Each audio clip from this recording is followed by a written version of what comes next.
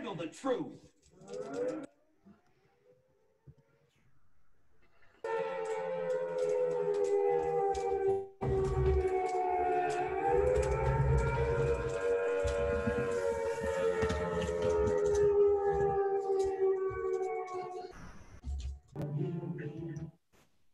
Yes. And welcome, folks. This is Truth versus News here. I'm Donald Reiner, producer, JD Doc Consultants, and we're coming to you on Tuesday, September 15th, with 49 days to go to the election, and Trump and Netanyahu are meeting in the White House as we speak. All kinds of good things are happening, I hope, and some bad things too. And we got to give one little quick report about the fires in western on the West Coast. They were not started by climate change, but by directed energy weapons and geoengineering, folks. Remember that. And then we get back to all kinds of things with the greatest miner in America, that's Dr. James Fetcher, the conspiracy guy, and Scott Bennett, most articulate military mind out of the psyops, and David Kenny, the most outstanding lawyer and educator of South Carolina. I can't talk. California. So anyway, go ahead, Jim. What's our first story? I think it's a hot one. Well, we do have a major development. A federal judge has struck down Pennsylvania's COVID mandates as unconstitutional. U.S. District Judge William Stickman IV agreed with the plaintiff's claim that Pennsylvania Governor Tom Wolf's business shutdown and stay-at-home orders violated their constitutional rights. The plaintiffs include Butler, Fayette, Greene, and Washington counties, 4 Republican lawmakers, and several small businesses. This is very, very significant. I believe it's going to make a precedent across the nation. Twitter receiving it well. Breaking. Federal judge rules Pennsylvania governor shutdown, order, and business closure were unconstitutional. All these governors should be arrested immediately. Thank you. Thank you. Meanwhile, it turns out that the COVID-19 rules are for the little people. Government gyms have been open for months. This is truly disgusting. Emma Colton report for the Washington Examiner that gyms in government buildings in San Francisco, for example, have been open for months despite privately owned gyms remaining closed due to the supposed pandemic. The gyms have been open for government employees, including those for police officers, judges, lawyers, bailiffs, and paralegals, according to the report. Daniel Rabkin of CrossFit Golden State told a local NBC station, "It's shocking. It's infuriating. Even though they're getting exposed, there are no repercussions, no ramification. It's shocking." Meanwhile, Ron Johnson says the Ukraine report will show Joe Biden's unfitness for office. I have no doubt. Senator Ron Johnson Monday said the Senate Homeland Security Committee, which he chairs, is poised to release a damning report on Democratic presidential candidate Joe Biden's dealings in Ukraine. Stay tuned. In about a week, we're going to learn a whole lot more of Joe Biden's unfitness for office, where he sought to extort the Ukrainian government into firing the prosecutor looking into Burisma, where his son Hunter had a cushy $50,000 job for which he was totally unqualified, about which Joe Biden boasted at the Council on Foreign Relations. Just amazing. Scott, your thoughts? Well, I think the most significant finding is the Pennsylvania court deciding that the lockdown measures by the governor are unconstitutional. We said that at the very beginning of this entire circus, Jim, and I'm glad the courts are finally coming up and affirming the legal knowledge that we recommended in the beginning. You have a constitutional right to assemble in a church, outside of a church. You have an assembly right to petition the government for the redress of grievances.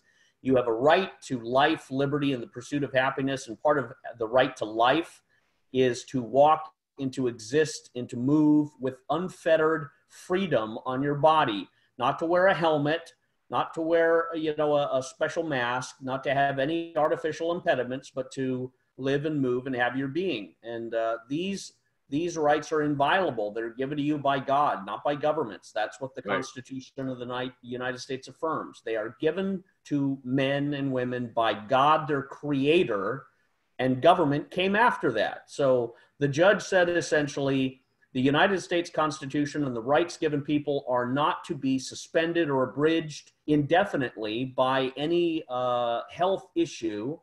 And he went on and gave a very good presentation, essentially what we've said all along, that these are unconstitutional draconian measures. And this affirmation in Pennsylvania sets the stage for every state in the union to say exactly the same thing. You have no right in California to stop us from assembling in church based on the Pennsylvania ruling, and we have equal protection under the laws, under the Constitution of the United States.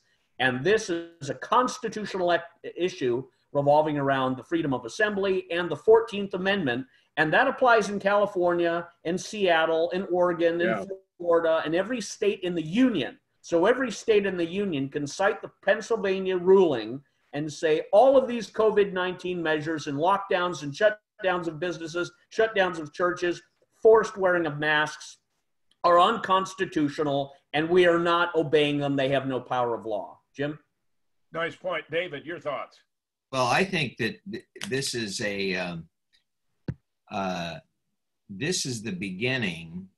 This federal court decision is the beginning of substantial claims to be made by business owners against the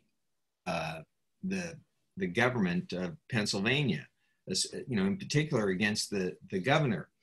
There's a theory in law. It sounds very complicated, but it's really quite simple. There's a notion of eminent domain. When the government comes and takes your property, it has to provide you with fair and reasonable compensation, basically fair market value. And this can be used in a multitude of ways.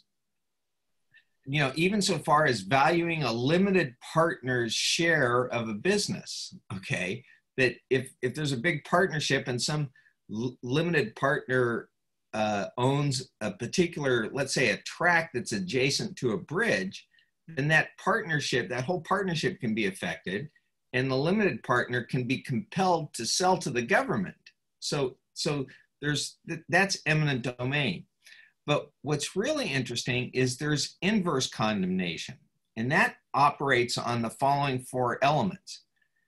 A person owns their property, and that property's been adversely affected. There's participation by the city or the state government through a public project or the enactment of a regulation or an ordinance that results in taking or substantial damage to the property. And that's exactly the situation that you've had, not just in Pennsylvania, but all over the nation, including state of California, including Wisconsin, including Minnesota, where these governors have enacted these draconian measures and as a matter of public policy have adversely affected these small mom and pop businesses.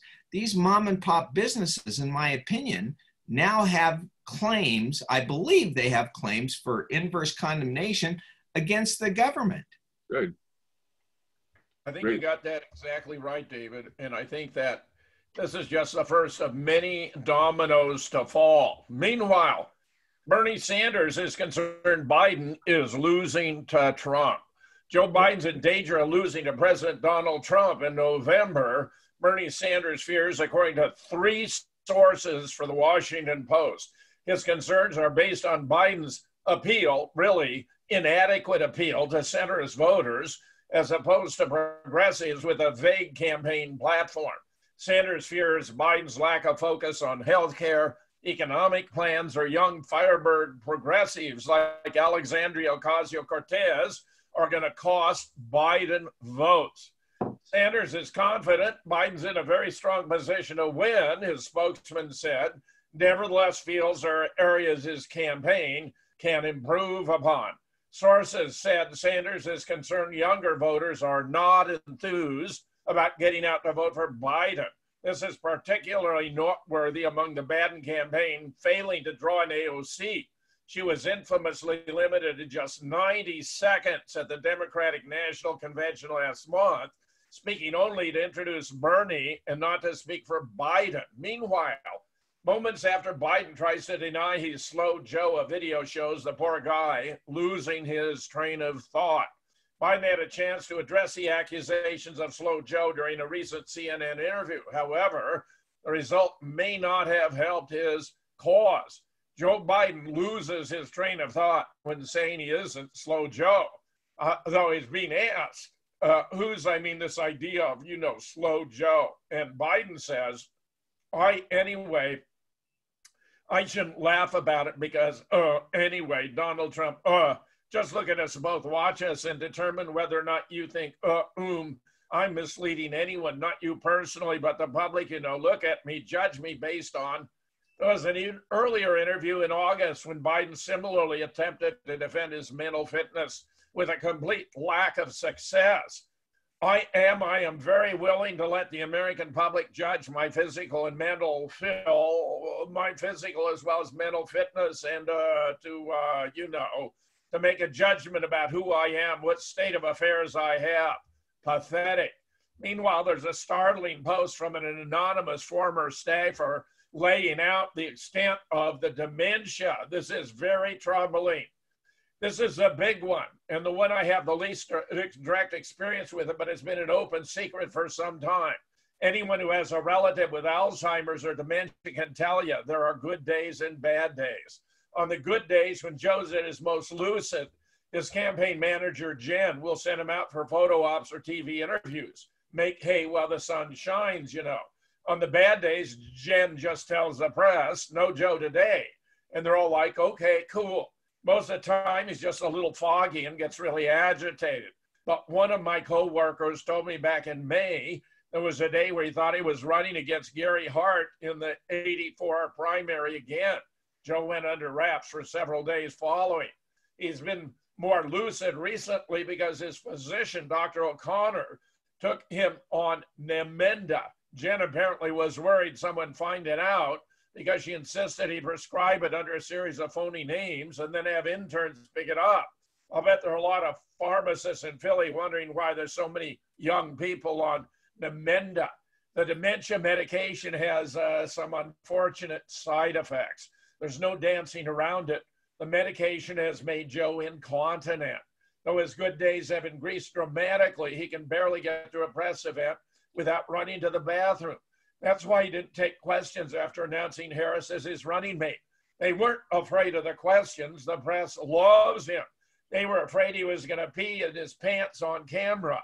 Lately, Jen's been having closed-door meetings to discuss which brand of incontinence pads would be best to purchase. Seriously, a group of paid staffers sat around and discussed which brands were the least visible, least likely to leak, and wouldn't audibly crinkle. That's the time I left the campaign. I can't be a party to this sick game anymore. I never really liked Joe Biden, but he deserves better than to be thrust into the public eye when he should be in memory lane. His wife should put a stop to this, but she's way too excited about being first lady to care about her alien husband. So, Scott, are we going to see Joe in a Depends commercial now? Well, that certainly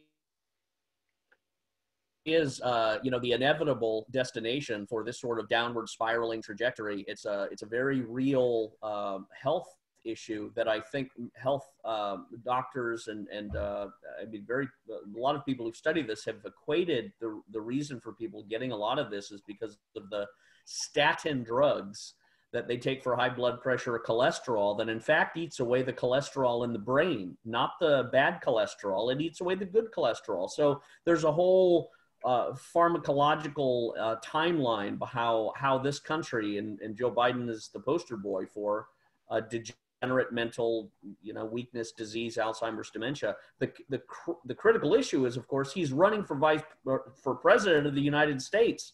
He cannot be president of the United States. He is a danger to the United States of America. Everybody on his staff understands that, but they have betrayed their oath to the Constitution. Everybody who pushes Joe Biden for president, knowing he has serious mental debilitations, is violating their oath to this country and the Constitution. They're putting us in jeopardy. But again, that affirms simply the Democrat ideological fascism of they have no interest in any ideas Joe Biden has, because he has no ideas. They're interested simply in hanging him with fish hooks and using him as a puppet for Alexander Ocasio-Cortez and the transgender, lesbian, gay, left-wing, communist, Antifa, Black Lives Matter, destroy everything and then build it up into a pile of rubble voting constituencies in this country that are the product of retarded school policy and, again, medication of young people, as well as all sorts of other hormone therapy. I mean, we have turned this country into a Frankenstein monster population of walking zombies, and Joe Biden is the leader of them. The question is, do we have enough sane people left in this country to realize that and vote for the non-zombie, non-Frankenstein, non-lunatic, which is Donald Trump?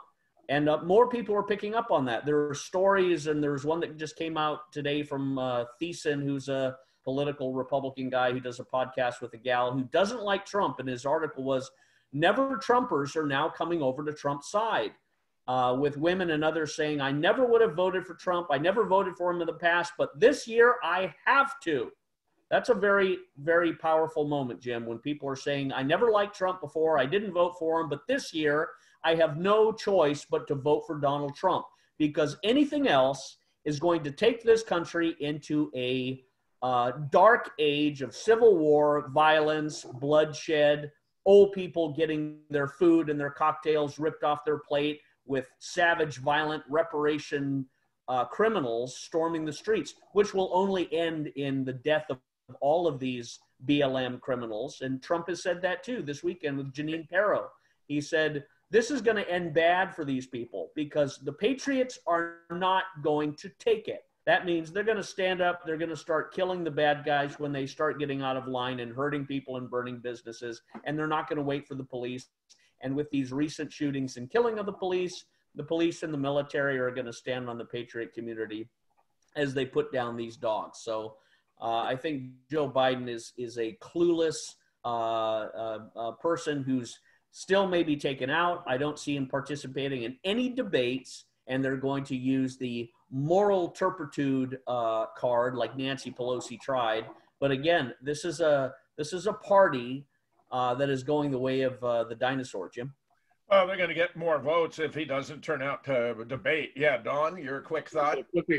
Isn't Biden sort of culpable for what he and Hunter did in Ukraine and China and things that were being tried over there? I guess he really wanted them over there. So, David, your thoughts? Well, you know, I've had a lot of experience with failing elders. You know, I took care of my mom when she was starting to fail. I took care of my uncle when he was starting to fail, and he was up. They were both around 85 at the time. So, you know, I've got till 85 before it kicks in for me. But, you know, I also saw one of my great colleagues, a wonderful lawyer who started to fail, and I did what I could to talk to him, speak to him, comfort his children. And, you know, look, Joe Biden is, you know, he's on that freeway, okay? And he's in the fast lane, okay? You know, what's interesting is I represent a bunch of cardiologists, and what has always amazed me is post cardiothoracic surgery or post bypass surgery, the ramp up, how fast people get better is astounding. You know, like within 2 or 3 days after the stuff, after all the vessels around the heart start repairing themselves, the ramp up is extraordinary. People get well really fast. Well, what's happening to Joe Biden is he's starting the reverse effect. He's going to deteriorate very, very quickly. And I think, you know, America, and I'm glad to hear the staff member is speaking out about it, because she's saying that the American people are being subjected to a fraud, you know, intentional misrepresentation of the health and fitness of Joe Biden. And that again goes to the fact that we have Kamala Harris as his backup and she's going to be slotted in. Well, even Loretta Sanchez, who's, she's a Latina congresswoman out here in Los Angeles, she took shots at Kamala Harris. Her inexperience. She's got, she's the junior senator from California. She's been she's been around as long as, a cold wind coming off the Pacific, here for a while and gone shortly. But, I wouldn't be surprised if, I'm going to go check out that movie Cuties. I'm kidding, but I wouldn't be surprised if I saw Joe Biden in the movie. I mean, it's just scary to me. This guy could be led into anything, and he's being manipulated like a puppet. Sure is. Joe Biden is going to buy the Cuties franchise and try and turn it into a daily episode, because there's certainly episodes of him titillating the breasts of little girls in various videos. So I definitely think it's produced by Joe Biden at least. We have the story. We have the story coming up. Meanwhile, Biden calls for gun control fewer than 24 hours after 2 LA County sheriffs were critically wounded in an ambush as they sat in their squad car. How disgusting is this? Trump had tweeted, "These are animals who must be hit hard." It was outrageous. Here you have what I take to be a young man. My guess is 12 or 13. They wanted him to be a child, so he couldn't be prosecuted as an adult and face a death penalty. He walked up to the deputies, opened fire without warning or provocation. Moments after, the passenger door swung open and the deputy swung out, hand on head, according to the newspaper. She assisted her colleague, even though she was shot through the cheeks, in applying a tourniquet. She was heroic. Meanwhile, the LA Sheriff's Department has offered a 6-figure reward for info on the shooting, the identity of the shooter. They've actually jacked it up now to $150,000. They are going to get him. That's, in my opinion, a wrong description, however. He was a male black, but I think he was only an early teenager wearing dark clothing, of course. Meanwhile, shortly after the chief of police remarks, as if to bolster his point, a handful of anti-police demonstrators showed up at the hospital and shouted hateful things at the law enforcement officers standing guard for their fellow deputies. Meanwhile, Al Sharpton proves he's just a tool of the left, telling Morning Joe he suspects the LA cop shooter was planted to hurt the BLM image, as though the BLM image were not disgusting enough. Scott, your thoughts? Well, I definitely think it was a 13-year-old or very young black male who did this because of the way his size was compared to the vehicle, his walk, his run. I think they were trying to perhaps set up a major confrontation where the police may have shot and killed the protesters at the hospital that were trying to incite violence. I mean, this looked like it was a blitzkrieg sort of battle of the bulge attempt for a second thrust outward, because they realize all of this anti-police sentiment, defunding the police, has blown back tremendously. The mainstream media on CNN have recognized this is going to have a depreciating effect on the polls and the popularity of Joe Biden. And there's nothing but down that they're going to go. So they're desperate to try and keep this balloon, this dirigible, inflated, to keep it aloft, so that they can continue this propaganda. But instead, I think it's going to go down like the Hindenburg. Jim? David, your thoughts? Well, I was stunned when I saw what happened. I mean, I live in Los Angeles. I know where Compton is. I know where St. Francis is. And within hours after the shooting, I was able to get on YouTube, and 3 or 4 black men had posted a video where they're coming up and starting to scream and yell obscenities at the hospital. And I saw black women police, the security guards, come out, and they're trying to stop these guys. And then came the sheriffs behind them. So it was extraordinarily disturbing to me that there could be such a cold-blooded slaying of the police officers. Now, I haven't heard a word about the color of the sheriff's officers. I mean, I haven't heard a word about the colors of the sheriff's deputies, and that concerns me. You know, we have a very diverse sheriff's force here, led by Alex Villanueva, who's no friend of President Trump. I mean, he's even gone so far as to refuse to cooperate with ICE on returning immigrants who were here illegally. You know, he's trying to shelter them. But what's real interesting is Alex Villanueva, Sheriff Villanueva, goes and lays out a challenge to LeBron James, you know, who wants to wear the by any means necessary t-shirt in his practices.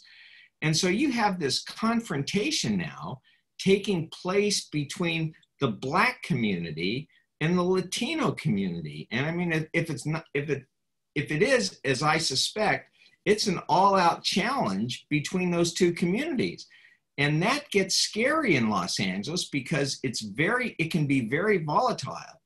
And so I'm real concerned, you know, about that. But what concerns me more is the president of the Los Angeles chapter of the NAACP. It's quoting the Greater Springfield head, Talbert Swan, and talked to the sheriff's force about stop comparing your job with mine, and then saying things like, there's no such thing as blue lives. Stop comparing your job with my life. Your career is a choice. My Blackness isn't. Black Lives Matter. Well, no one deserves to be unjustly murdered, but what he's saying here is he's almost trying to justify the attack. Oh my gosh, I can't believe that. I mean, I'm sitting in my chair. I just can't believe a member of the NAACP would make a comment like that. Didn't we? I mean, wasn't Ralph Abernathy the head? I think it was who was a brilliant spokesman. The NAACP has been an outstanding organization that's contributed to civil rights since the 1960s. I mean, I just can't believe that people like oh gosh, what's his name? I used to love his speaking. He spoke with Martin Luther King, Jesse Jackson. I can, you know, Jesse Jackson who started the Rainbow Coalition. He would never come out and make a statement like that. You know, Jesse Jackson was an advocate for nonviolence, but this is the advocation of violence. This is really reprehensible. It's disgusting. I'll tell you, my impression, David, is that the woman deputy who was shot is a Latina.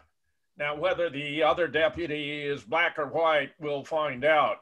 Meanwhile, LA County's public health director admits what many have suspected about the lockdown, that it's not a medical emergency. The Democrats' trouble have developed because as 2019 ended, the Democrats knew Trump was cruising to re-election. He kept his base because he kept his promises about the wall, trade deals, military, abortion, and our Second Amendment rights. Best of all, he supercharged the economy with tax and regulation cuts. The surging economy enticed other Americans who hadn't voted for Trump in 2016 to contemplate voting for him in 2020. Their troubles continued in 2020. Their impeachment imploded. Their primary candidates didn't excite the base. Their only passion was for spittle-flecked, wild-haired old communist Bernie Sanders. And the Democrats knew even in 2020, nominating a communist was a bridge too far. The Wuhan virus was an extraordinary blessing for the Democrats because they used it to destroy Trump's economy. Right now, some might say that's harsh. The Democrats have been trying to save lives. It's worked out well for them that their efforts wrecked the economy. That doesn't mean they deliberately manipulated the economy, destroying thousands of businesses and hundreds of thousands, even millions of lives, only to win the election. Sorry, but it's true.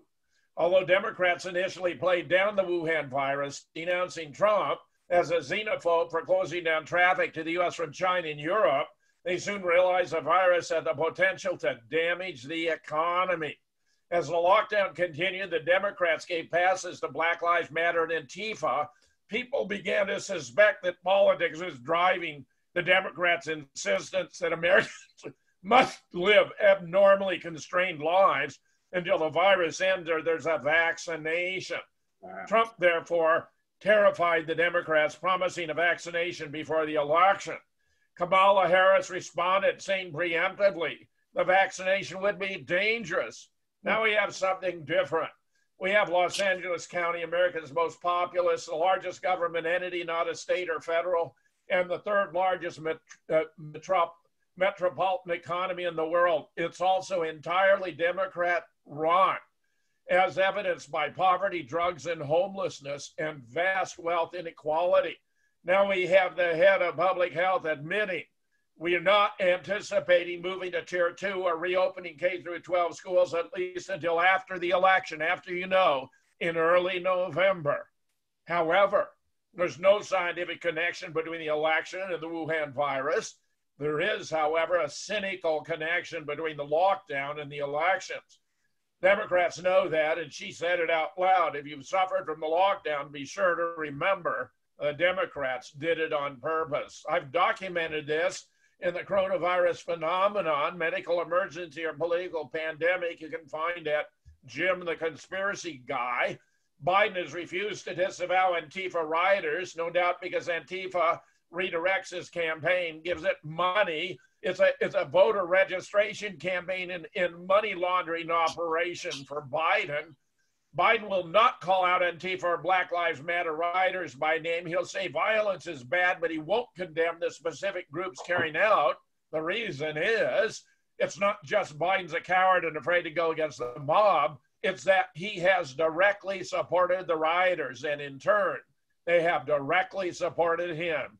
If you want more, check out the DNC CV conspiracy, how BLM, Antifa, and the Democratic agenda fit together again on theconspiracyguy.com. You can find it, link there. Check it out. You need to know. Scott, your thoughts? Well, the entire COVID-19, I think, has been a psyop designed to control and instill in fear and paranoia in the population, shut down the businesses and the institutions of the country, and we have no one to blame but ourselves.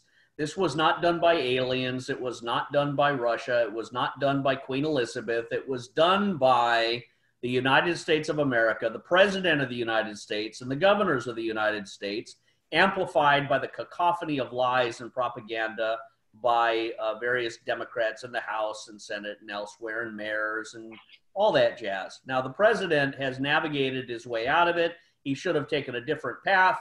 He didn't. He took his own path. I thought he ran the boat across the rocks a little bit, but in any case, he's pretty much got out of it. But there's been enormous damage to this country. We should have been out of this 6 months ago, Jim. Yeah. We should have been out of it before that. But 6 months ago, we said in the beginning, he's only got a few months for this to last, and it shouldn't last any longer. This lawsuit in Pennsylvania that declared it unconstitutional should have happened 1 month after these declarations. Yeah. It should have happened instantly, and it didn't. And this shows us the stupidity and the weakness of this country.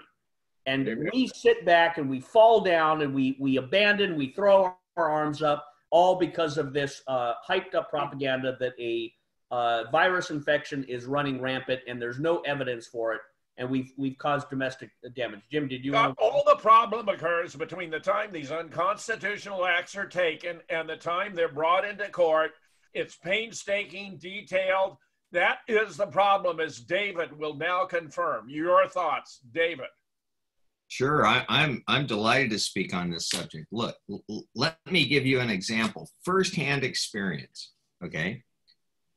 In March of this year, March 2020, we just remember, mind you, keep this in mind. March 3rd, 2020 was the presidential primary election. It's over with. Within 10 days or 2 weeks of that election, here comes the pandemic, okay? Let's lock up our businesses. Let's lock up our city offices.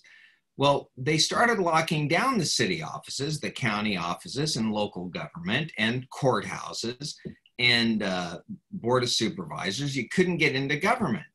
Now, so what happens? There's this whole process that takes place between March and November. And in April, the registrar releases a bunch of information about how you put candidates on the ballot, how you put bond measures on the ballot. In May, school districts and other entities start putting together documents and stuff. In June, they get them cleared up. And in July, they have to file these documents with the county recorder, and they have to do it by the first part of August. So there's this rush to put bond measures on the ballot. Out here, we have LA Unified School District putting a $7 billion bond measure on the ballot, coupled with what's on the same agenda is ethnic studies. So here's the request for $7 billion in bond measure, and it's coupled with ethnic studies, which wants to convert the teaching about diversity and everything in California. Now, I'm supportive of diversity education, but tempered, because if it's BLM leading it, or if it's Antifa leading it, it's nothing but anti-white rhetoric, okay? So, and that's what it is. And I have no problem saying that. Now, here you get to the period where you want to go in and they've got to put notices of the ballots out there. They've got to put notices of the bond measures out there. You've got this whole process. But notice the period. It's declared in March and it's running through November. This is the entire election period has been in a state of suspense. So how do you get the cooperation of the Los Angeles County Recorder's Office during this? Well, I've marched over there repeatedly and been told I cannot enter the building myself. I've marched over there 2 times, been stopped twice from going up to the county recorder's office when these documents are being filed. So, but that doesn't stop the county from operating. The County of Los Angeles is just it's a behemoth of an organization, and it's operating without respect to the due notice, the opportunity to be heard, and people having an opportunity to speak out on these measures. So while this is going on, this whole force of government, this organization of government that's being run by the, quote, the Democrat bureaucrats, is just marching forward without any participation by the public, because the public can't get into the buildings. So right. It's just gone haywire. Okay, David, it's doing your comments lead me to the following conjecture, that the Democrats realized that if they were in control of government, even if there were a popular protest, they could shut down the government and thereby preclude normal commerce and business and legal issues to go forward. I think this was part of their diabolical plan. That's exactly what they've done. Let me make another observation. That in this, there is this real push in the state of California to have ballot measures in multiple languages. Okay. Now let me tell you something. There is no love lost between the education code, the election code, and the government code. These are 3 complicated aspects of codes that are all enmeshed together, and they work like a tornado. Okay, they dry into them, and then you have to have little specific findings, and these little tiny elements make big differences on how things come out. Maybe it complies with the education code, but does it look like it complies with the elections code or the government code? So it gets narrower and narrower and narrower. And it's so much trouble just to parse these codes in English. Can you imagine how much difficulty it is by promising to the voters that they're going to do this in 110 different languages? It's causing the breakdown of the English language governing the state of California. It's causing the breakdown of communications. You know, if we cannot be uniform in our communications, if those words don't mean what they say, you've got no chance of this government out here in California surviving very long. All of this has culminated in a very simple political choice and rhetorical device that every candidate running for every office should use. And that is simply, ladies and gentlemen, vote for me and I will overthrow and end all of these COVID-19 restrictions, period. No masks, No businesses stopped, no schools stopped, no rioting, looting mobs coming through your neighborhoods. They will be imprisoned or shot or both. But all of this COVID-19 ends the day after I'm elected, period. That is what the country is looking for, ready to respond to. The question is, do we have people with those sort of balls and convictions and clarity of thought willing to stand up and proclaim it? I think I heard a rumor that Idaho had done something similar to that. Pennsylvania sets the stage. So now everyone is moving that in that direction. This federal judge has just given the president a mighty club to accomplish those results. Meanwhile, a Biden spokesman refused to discuss whether the former VP is using a teleprompter just to answer questions during interviews. They talk about it every day because they don't have a coherent strategy. They talk about it every day. They don't have a coherent argument for why Donald Trump deserves re-election, deserves 4 more years, and apologists for Biden said. We know he lied to the American people. We know he's not shown leadership during the crisis, and they're desperate to throw anything they can against the wall to try to distract from that fact, which is all completely ridiculous. Turns out Biden has, for example, said 6,114 military service members died from COVID, but the real number is 7. Bill Maher has mocked his guest confidence in Biden's. You guys are whistling past the graveyard. Maher began by citing what he called frightening finds from electoral analysis Nate Silver, who recently determined if Biden wins the popular vote by less than 1%, he'll still have only a 6% chance of becoming president through the Electoral College. He could win by 3% and still have less than half a chance of winning. You get up to 5 or 6% before he has a 98% of chance of winning the country. That's an effed up country, meaning he's disparaging the Electoral College. Author Jessica Yellen, a former CNN correspondent, dismissed any reason for panic among Democrats, pointing to Biden's unbelievably steady polling throughout the year, stressing he's been consistently up 6 points against Trump, adding the numbers don't indicate the worst case scenario they did in 2016.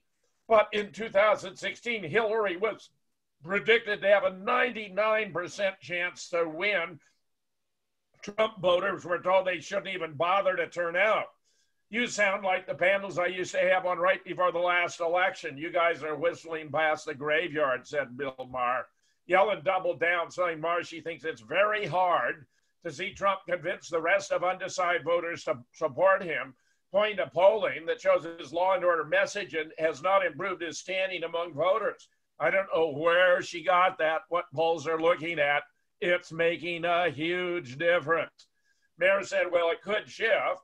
People generally don't like violence in the street. I mean, yes, you're right when he says, I'm the one who's going to protect you. They're not getting that. They're not buying that. What they're saying is Joe Biden is a healer and we need healing right now, but that could change.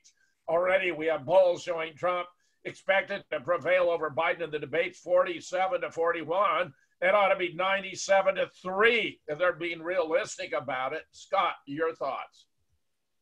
Well, I think Bill Maher is saying exactly what Michael Moore and anyone with a decent level of reasonableness that is not totally gone in their own, drinking their own Kool-Aid of mad ideological dream state, that Biden really has no chance of winning the election, that the majority of people have recognized that. Everybody in the Midwest and the mountain region and the South, the only areas that don't realize it are the pathologically delusional Hollywood and people that are in the technology sectors and in the despotic wasteland zones of Detroit or Chicago or New York, and it does not reflect the reality of the society. So I think the Electoral College is exactly what we wanted it, so that LA County, Jim, has more people than the entire blue state, Republican state country.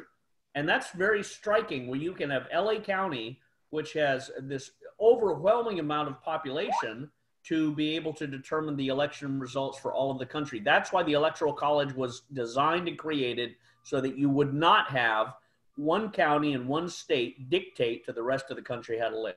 That's right. David, your thoughts? Well, look, I don't know how much longer we have to beat up on poor Joe Biden and his mental status, because it's painfully obvious he's suffering. I don't want to kick a horse when he's down, but this horse is down. So I want to focus attention on Kamala Harris. Kamala Harris, talked about out here in California. She was our attorney general for about 7 or 8 years. Her stance on marijuana, she was very supportive of the Marijuana Justice Act. She wants to make marijuana legal even at the federal level. It's just shocking to me. She wants all this stuff that is far left: prison reform, releasing people, releasing violent criminals. It's this whole mantra of flooding the country with illegal aliens. She was She was responsible for for assistance in the sanctuary cities out here in California, and for that matter, in the rest of the nation, because those pieces of legislation succeeded in other states, not just California. So she's really to the far left on these political issues. So she wants this great big sea of humanity, which extends down into Mexico. And she wants this big sea of humanity to come together. And she wants it to be done, quote, on her terms and conditions, which are very similar to what President Obama wanted, and what's very similar to what Vice President Biden, during his time, what Vice President Biden was attempting to accomplish. So they want to create this massive sea of humanity in what we know as the continental United States, but what they see as a North American Union. And as soon as they can get Joe Biden out of the way, that guy's gone. And Kamala Harris, who's got no experience out here in California from a political aspect, is now heading up as a vice presidential candidate. She's got no experience out here in reality. The other thing that's important is listen who's very silent. Who's very silent out here in California? Governor Newsom's kind of, made a lot of comments, but this brings me back to the art of war. Whose voice you don't hear? Javier Becerra. Where's our attorney general? He's been off the map, off the radar for the past 2 years. What has he done as attorney general to address the impact of these regulations, this COVID stuff, this nonsense, and its impact on his own community, on the Black community, and on other communities? He's let it take place because it benefits him. Yeah, it's disgusting, absolutely disgusting. I agree with all your comments, except, David, I believe the war on drugs has been catastrophic, and it would be highly appropriate to legalize marijuana recreationally throughout the country, make tremendous profits from taxation, give people what they want. This new prohibition has had the same consequences as the old, turning otherwise law-abiding citizens into criminals. Huge mistake. Meanwhile, Pence drops a plan to do a fundraiser hosted by QAnon backers. I thought this was weakness on Pence's part. I'm quite embarrassed about this. They are describing it here, what QAnon represents, as a baseless conspiracy theory alleging Trump is battling an entrenched bureaucracy in sex trafficking ring run by pedophiles. But anyone who's done any research knows that, in fact, that is the case. I did a whole program on Pizzagate. What we know, Barack Obama was deeply involved. One of the most telling emails released by WikiLeaks. Obama spent about $65,000 flying in pizza dogs from Chicago for a private party at the White House. Think about it. These can't be pizza pies and hot dogs because they'd be soggy by the time they arrive, and the White House won't accept food from outside sources. So what are they talking about?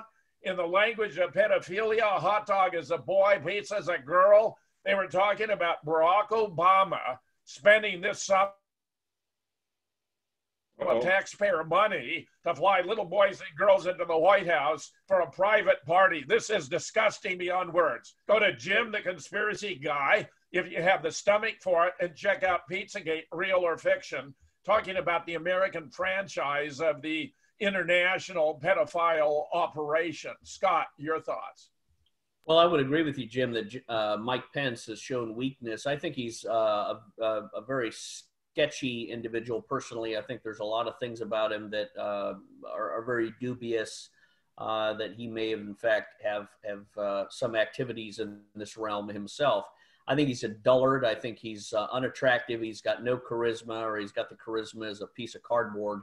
But this QAnon sensation phenomenon is a legitimate movement. There are tens of thousands of people in the military and the private sector that are all very much paying attention and believing and following the information that comes out. Whether it's true or not or accurate, it doesn't matter, really. What matters is the percentage of the population that is responding, that is acting on it, that is quickening their wits and their political philosophy and their position on it. And it's not a exact science of the political position and the truth. It is more of a flag that is being waved in the air that is calling people to it, and they're gathering under it. They're not following necessarily a very exact marching order sort of plan, but they are gathering and they are very attentive. I was down in Southern California this past weekend, and there were a lot of Trump supporters waving flags, and some of the ladies walking by when we gave them a thumbs up said, "Biden's a pedophile." That says a lot when a couple of women in Southern California say Biden's a pedophile. Not many people know that. Not many people have the guts to say that, but the Q people do. So this is something that really, whether a lot of the material is true or Q is a psyop or who knows what, we can't trust anybody, but we can say that the people that are rising up in a patriotic vigor are real people, and they are very, very adamant about protecting their rights, protecting their country, protecting their family, protecting their future, and they see Donald Trump as the instrument for doing that, and QAnon is simply the steel wool that keeps the metal of Donald Trump, safe from the impurities of the Democrat rust and all that other jazz. Jim?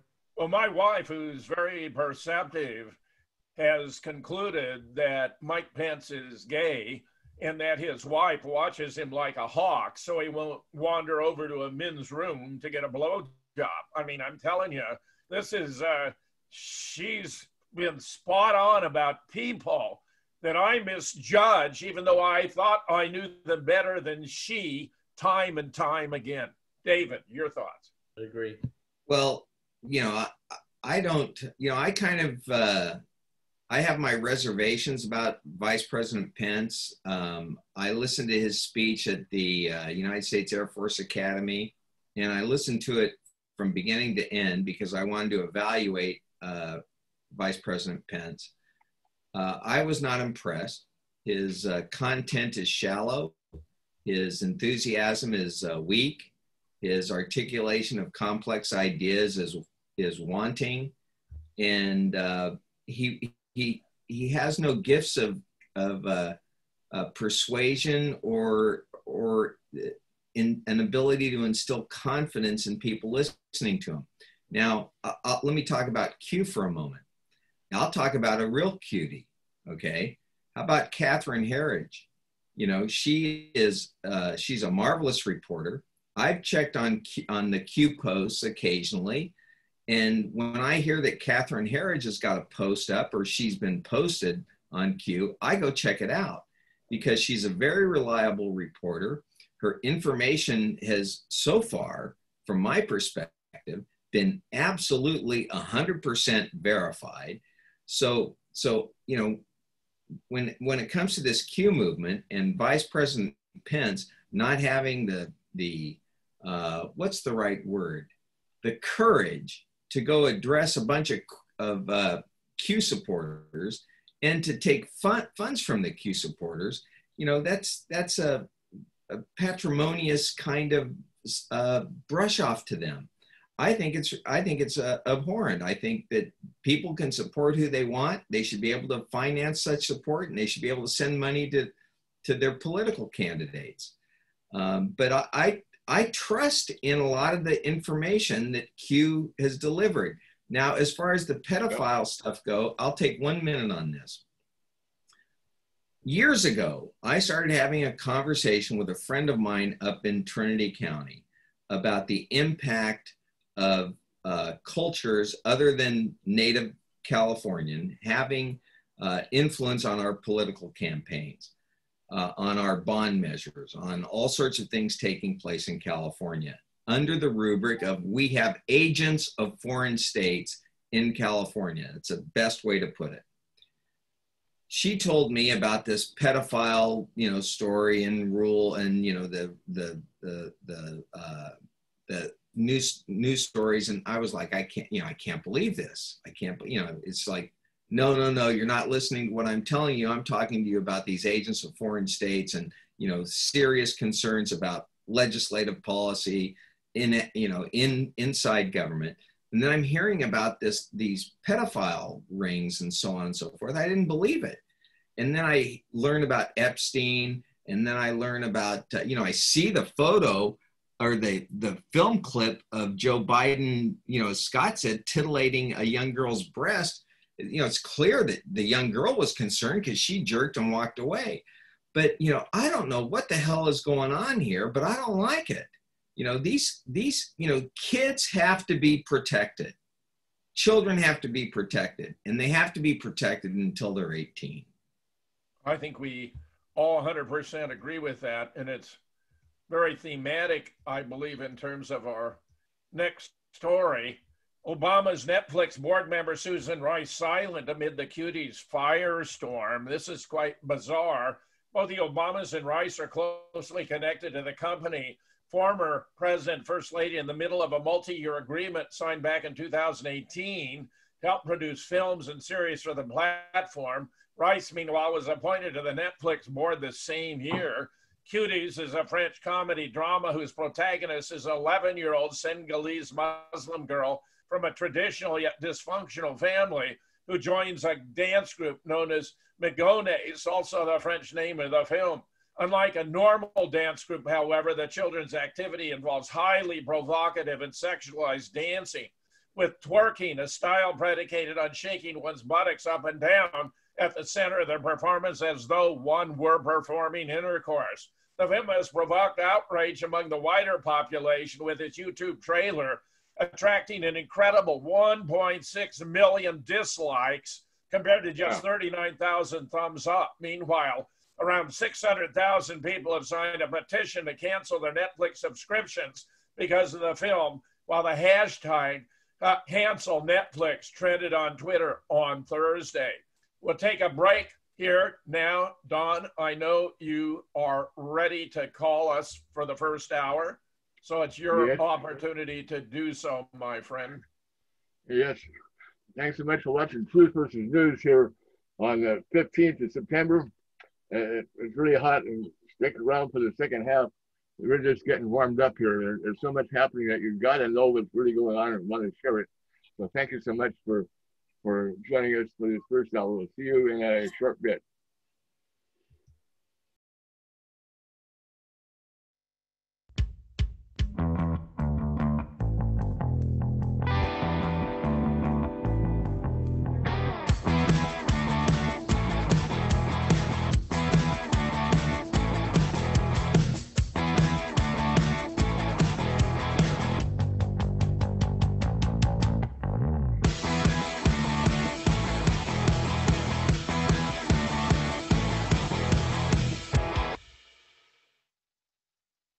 I consider the Trump administration a danger to the world that will disappear in 2020. What if I told you that Bill Gates, Greta Thunberg, Al Gore, George Soros, Prince Charles, and Cardinal Turkson were meeting in the mountains to plot a global new order to be established on the back of the COVID pandemic? An outrageous movie plot? Or is it absolutely true? Here's where the leaders of the world are admitting exactly what I'm saying, that this is a Trojan horse.